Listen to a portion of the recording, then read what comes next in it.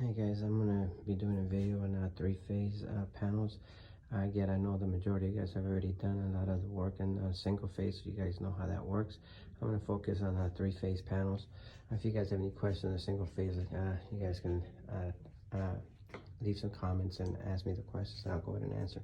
But here's some important things about the panels.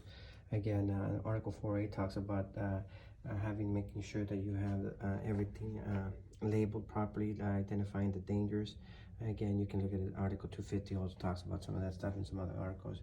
Again, here it gives you a danger, electrical hazard, shark will cause severe injuries or death. Again, you have to make sure that that you're careful with this, with all this. Again, turn off all power before operating, before opening again. So you should be careful with all this stuff whenever you're doing a lot of this. Again, how do we turn off power? Again, this panel has its own name, and this panel happens to be called MC209, and it is being fed from panel P2AB, circuits 38, 40, and 42. Again, if you ever have an issue, you can always run over to panel P2AB, circuit 38 and 40, 42, and again, that will turn off the power for this panel right here. One important thing is that panel should always have a nice lock on it. This one again has a key lock.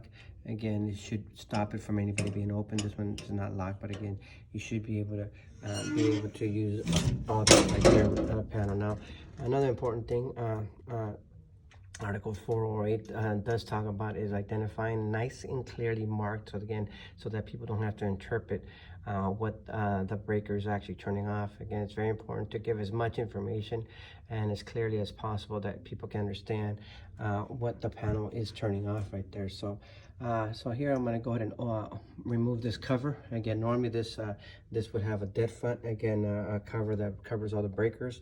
I'm not sure where that got placed at right now. So for now, it should have a dead front. But let me just remove this cover off out of the way and get it out of our way for now. Again, I'm going to talk a little bit about some of this stuff in here. So here, if you do notice, again, it's a three-phase panel. You have your A, B, and C. So again, this panel is off. So again, I can touch the bus bars, but in reality, and you're working with this, even if you have the breakers off, if you turn off these breakers, these bus bars would normally be live. So you got to be careful with touching a lot of this stuff right there. So again, your A, your B, and your C. Here you have two buses. Here's two ground. You have your ground buses and your neutral bus.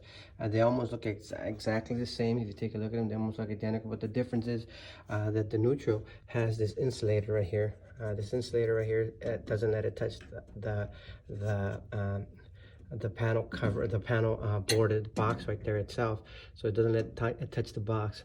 So again, it's not making full contact, but the ground is making full contact with this. So again, when you touch it to when you put it to your grounding rod, again, this whole box right there is connected to your grounding system right there. If it's the main panel, it would have a bonding jumper. If it's a sub panel, it wouldn't. Since it is being fed from the reverse, you're not going to have a bonding jumper. So and let's talk a little bit about the three phasing here. So again, if you notice the phase A coming all the way down, and phase A hits one right here, but then skips, and then skips, and then it hits another one right there. So phase A, and skips, keeps going all the way here. You can see a little bit clearer. So phase A skips one, and it skips another one, then it goes to the third one. Skips, hits. So that's how that's going on right there. So B, again, if you notice, it's got this plastic insert right here that doesn't let it touch A phase. It only touches B phase, and it has another plastic insert that doesn't let it touch C phase. So that's how that works out right there. So A goes all the way across here, because when you put a breaker on here, that breaker, so like for example, this breaker right here, this is A phase, and it's touching this one right here, and so both of these would be considered A phase of this. Both of these are considered A phase right there. This is again C phase, again plastic insert doesn't let it touch. C phase skips A, skips B and C. So that's how that's working out right there when it comes to the with the phasing right there. Now here I have a breaker.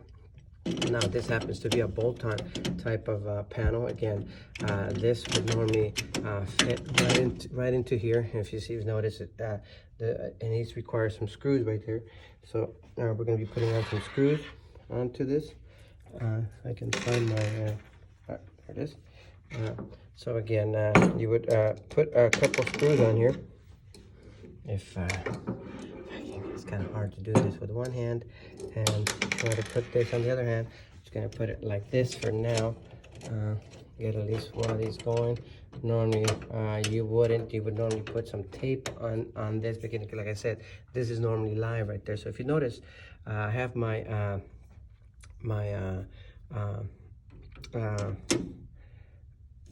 screwed, damn, drew a blank on this, but anyways, ratchet it in. But again, if you notice this is touching the bus lane right there. If you ever touch this right here, if your hand comes in contact, and a lot of us have a tendency to grab it from here and try to turn this, you are gonna get you are gonna get hit by electricity right there. So again, you got to be careful with stuff like that. Every time you're touching this again is making contact with the